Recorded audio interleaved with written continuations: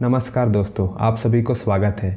आज का वीडियो में हम लोग डिस्कस करेंगे रिलायंस पावर का फंडामेंटल और फ्यूचर के बारे में। वीडियो को शुरू करने से पहले दोस्तों, अगर आप हमारा चैनल में नए हैं तो ज़रूर हमारा चैनल को सब्सक्राइब कर लीजिए। इससे हमको और मोटिवेशन मिल जाएगा बाकी स्टॉक्स के ऊपर भी क्वालिटेटिव और फंडामेंटल एनालिसिस का वीडियो बनाने में। चलिए दोस्तों शुरू करते हैं। दोस्तों ये है हमारा आज का वीडियो का कंटेंट। पहले हम लोग डिस्कस करेंगे रिलायंस पावर का जन्म कैसे हुआ, फिर IPO, स्टॉक का क्रैश, प्रेजेंट स्टेटस क्या है और कंपनी का फाइनेंशियल स्टेटमेंट्स भी देखेंगे। फिर कंपनी का ऑर्डर बुक और फ्यूचर का बारे में देखेंगे। दोस्तों रिलायंस पावर का जन्म हुआ था 1995 में। रिलायंस पावर का फाउंडर है श्री धीरूभाई अंबानी जी। शुरुआत में कंपनी का नाम भवाना पावर प्राइवेट लिमिटेड था। उसके बाद कंपनी का नाम 3 to 4 टाइम्स चेंज हुआ है। बाद में 2007 में कंपनी का नाम रिलायंस पावर रखा गया था और कंपनी का कोर बिजनेस है electricity generation, distribution and energy related business रहा है। दोस्तों 2002 में श्री धीरूभाई अंबानी जी का देहांत के बाद 2005 में रिलायंस ग्रुप स्प्लिट होता है मुकेश अंबानी जी और अनिल अंबानी जी का बीच में, और रिलायंस पावर अनिल अंबानी जी को मिलता है। और उसी टाइम में फॉर्मेशन होता है अडाग ग्रुप का, यानी अनिल धीरूभाई अंबानी ग्रुप का। दोस्तों फिर जाके 2008 में आता है रिलायंस पावर का IPO। ये इंडियन स्टॉक मार्केट हिस्ट्री का सबसे क्रेजीएस्ट IPO रहा है। अब 2008 में जनवरी 15 में रिलायंस पावर का IPO अनाउंस हुआ था। उस टाइम में IPO का प्राइस था 450 रुपीज़ पर शेयर, और जब ये IPO अनाउंस हुआ था विद इन 60 सेकेंड्स ये सब्सक्राइब हो चुका था और आगे चल के ये 70 टाइम्स ओवर सब्सक्राइब हुआ था।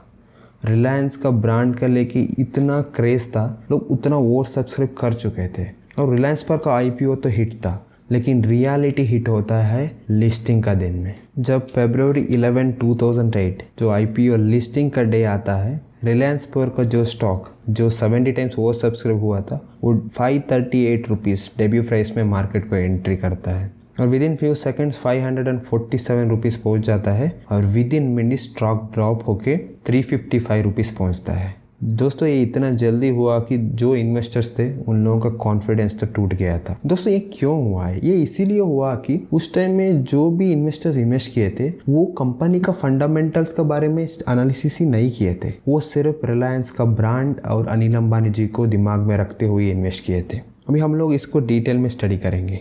जब रिलायंस पावर का IPO लिस्टिंग हुआ था उस टाइम में कंपनी के पास कोई भी उतना वर्किंग ऑपरेशनल प्रोजेक्ट्स नहीं थे और इन्वेस्टर्स ने सिर्फ ब्रांड और इमोशन को लेकर इन्वेस्ट किए थे।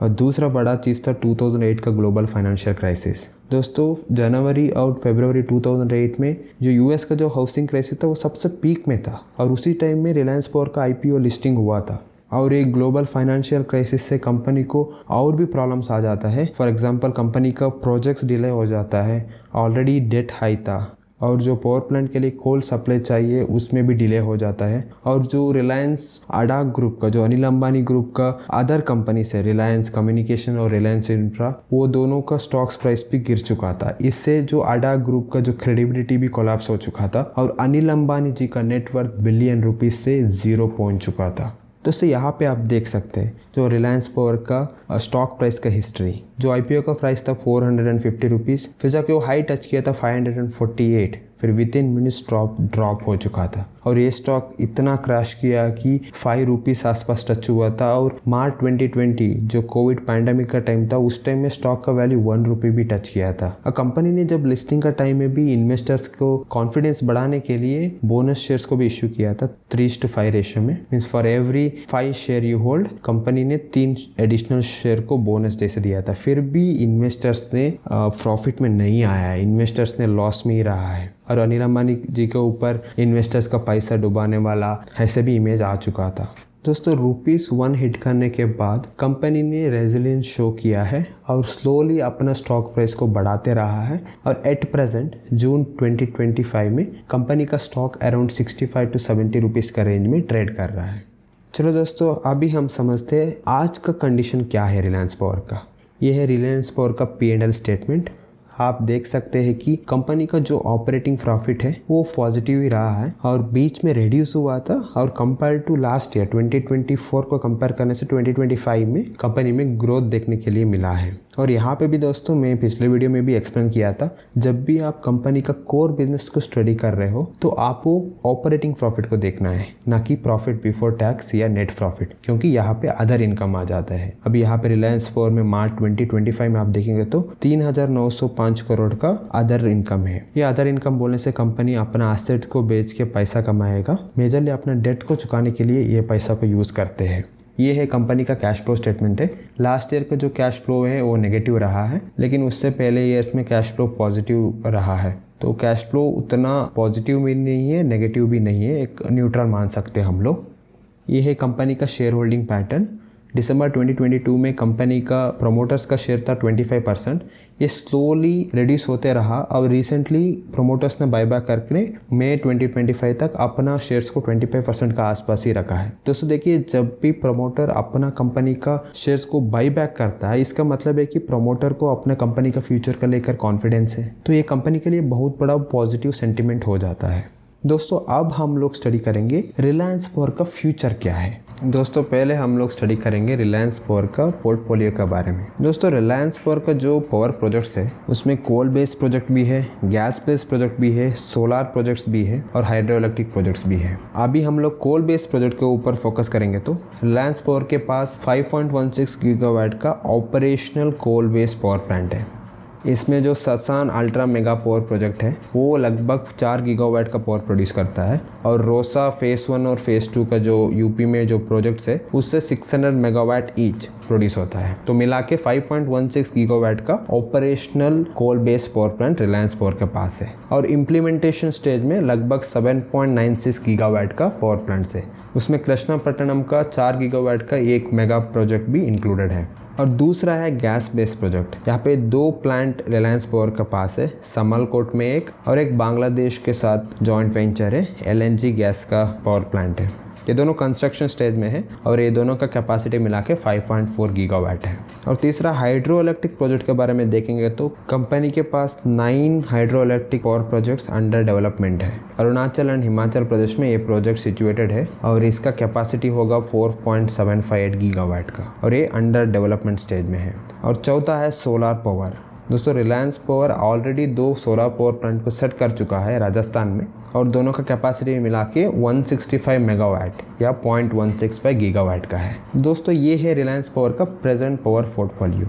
इससे हमको समझ में आता है कि रिलायंस पावर का फ्यूचर में बहुत प्रोजेक्ट्स ऑपरेशन में आने वाला है। ये सब आने से कंपनी का प्रॉफिट जरूर बढ़ेगा, लेकिन ये सबसे बहुत बड़ा खबर जो स्टॉक का प्राइस में बहुत बड़ा मोमेंटम लेके आया था वो है रीसेंट ऑर्डर्स। दोस्तों रिलायंस पावर को रिसेंटली 3 बड़ा ऑर्डर्स मिल चुका है। तीनों सोलर एनर्जी का प्रोजेक्ट्स थे, और एक दिया था SJVN ने, दूसरा भूटान से, और तीसरा आया था सेसी यानी solar energy corporation of India से। दोस्तों ये तीनों प्रोजेक्ट्स के ऊपर में थोड़ा डिटेल स्टडी करते हैं।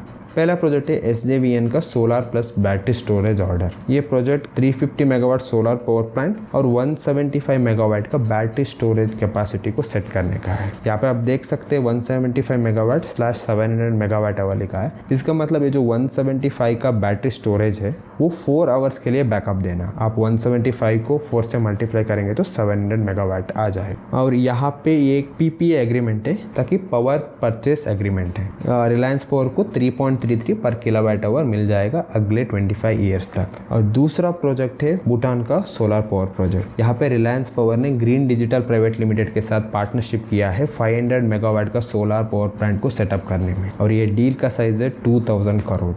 और तीसरा प्रोजेक्ट और सबसे बड़ा था ये सेसी का एक मेगा ऑर्डर है। सेसी मतलब solar energy corporation of India. ये रिलायंस पावर को एक ऑर्डर दिया है 930 मेगावाट, मतलब लगभग 1 गीगावाट सोलर पावर प्लांट को कंस्ट्रक्ट करने के लिए। और यहाँ पे भी बैटरी स्टोरेज होगा 465 मेगावाट, 4 आवर का बैटरी बैकअप है, तो 1860 मेगावाट आवर आ जाएगा। ये भी एक PPA पावर परचेस एग्रीमेंट है। यहाँ पे भी लगभग 3 rupees per kilowatt hour Reliance power को मिल जाएगा, और ये प्रोजेक्ट का अप्रोक्सीमेट वैल्यू है 10,000 करोड़।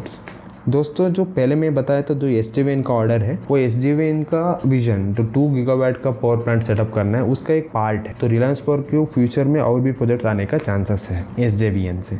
दोस्तों ये 3 ऑर्डर को अगर हम लोग solar portfolio of Reliance power में ऐड करेंगे तो ये ऐसे दिखेगा। ऑलरेडी राजस्थान में 2 ऑपरेशनल प्लांट है जो 125 मेगावाट और 40 मेगावाट का है, और अभी SJVN, भूटान और सेसी का सोलर प्रोजेक्ट को ऐड करने से जो रिलायंस पावर का सोलर पोर्टफोलियो बन जाएगा लगभग 2 गीगावाट। दोस्तों यहाँ पे फोकस करिए 2 गीगावाट, क्योंकि ये बहुत इंपॉर्टेंट है, क्योंकि जो इंडिया का जो प्रेजेंट इंस्टॉल्ड सोलर कैपेसिटी है वो 105 गीगावाट है और 2030 का टारगेट है 280 गीगावाट, मतलब लगभग 175 गीगावाट और भी बचा है। और इसका मतलब है कि रिलायंस पावर को और भी प्रोजेक्ट्स पाने का स्कोप है। देखिए 3 ऑर्डर्स ने कंपनी का स्टॉक में इतना तेजी देखने को मिला है, तो फ्यूचर में जरूर कंपनी को सोलर पावर प्रोजेक्ट्स मिलेगा, इससे स्टॉक का वैल्यू में और भी ग्रोथ आने का चांसेस है। दोस्तों यहाँ पे एक चीज़ तो आपको क्लियर है, अभी रिलायंस पावर का प्रोजेक्ट जो अभी है उससे ज़्यादा प्रोजेक्ट्स और भी फ्यूचर में आने वाला है। हाइड्रो इलेक्ट्रिक हो गया, गैस बेस्ड पावर प्लांट हो गया, कोल बेस्ड पावर प्लांट हो गया और सोलार हो गया। ये चारों डिवीजन में रिलायंस पावर का फ्यूचर में आने वाला प्रोजेक्ट्स प्रेजेंट कैपेसिटी से बहुत ज़्यादा है, और रिलायंस पावर ने अभी एक्टिवली बिड कर रहा है फ्यूचर सोलर रिलेटेड प्रोजेक्ट्स के लिए। और इंडिया का जो 2030 और 2050 का विजन जो है रिन्यूएबल एनर्जी को लेकर, वो भी रिलायंस पावर का अच्छा फ्यूचर के साथ अलाइन करेगा। तो दोस्तों आप यहाँ पे कंसिडर कर सकते कि रिलायंस पावर एक कमबैक करने का मूड में है, और अगर एग्जीक्यूशन अच्छा रहा है तो कंपनी का ग्रोथ को कोई भी रोक नहीं सकता है। दोस्तों ये है रिलायंस पावर के ऊपर एक डिटेल्ड एनालिसिस। आई होप ये वीडियो देखने के बाद आपको रिलायंस पावर के ऊपर और ज़्यादा क्लैरिटी आ गया होगा, और रिलायंस पावर का फ्यूचर को लेकर थोड़ा बहुत क्लैरिटी तो ज़रूर आया होगा। दोस्तों अगर आपको ये वीडियो अच्छा लगे तो ज़रूर मेरा चैनल को सब्सक्राइब करके वीडियो को लाइक कर दीजिए, और कमेंट करके बताइए 2030 में रिलायंस पावर का प्राइस क्या होगा, और ज़रूर कमेंट करिए नेक्स्ट वीडियो में आप कौन सा स्टॉक के ऊपर एनालिसिस वीडियो चाहते हो। वीडियो देखने के लिए बहुत बहुत धन्यवाद।